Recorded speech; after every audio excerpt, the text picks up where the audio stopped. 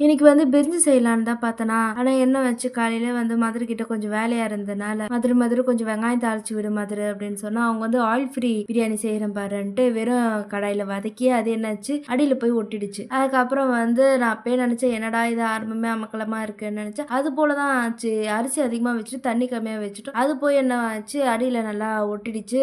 அரிசிலாம் ட்ரை ஆயிடுச்சு. அதுக்கப்புறம் ஒரு டம்ளர் தண்ணி விட்டு அது ஒரு சைடு டம் போட்டுட்டு வெயிட் பண்ணிட்டு இருந்தா, அது வந்து ரொம்ப டேஸ்ட் எல்லாம் அடி வாங்கல. பட் வந்து கொஞ்சம் நல்லா தான் இருந்தது. எப்பவும் வந்து வீட்டு அரிசியில தான் செய்வேன்.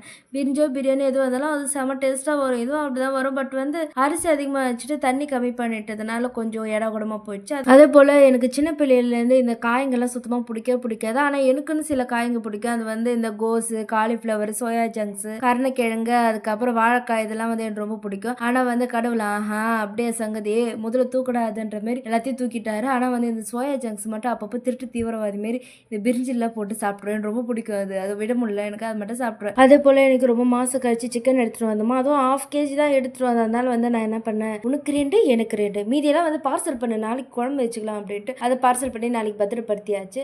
எங்க வீட்ல எப்பவுமே வந்து நானும் அம்மாவும் ஒரே தட்டுல ஒண்ணா சாப்பிட்டு பழகிடுச்சு. இப்ப மாத்திக்க முடியல. உங்க வீட்லயும் இது மாரி கோளாறு இருந்தா மறக்காம சொல்லுங்க. நானும் தெரிஞ்சுக்கிறேன். ஆனா என்னதான் பிரிஞ்சியா இருந்தாலும், பிரியாணியா இருந்தாலும் இந்த தயிர் பச்சடிலாம் ஒரு வாய் சோறு கூட இறங்க மாட்டேங்குது.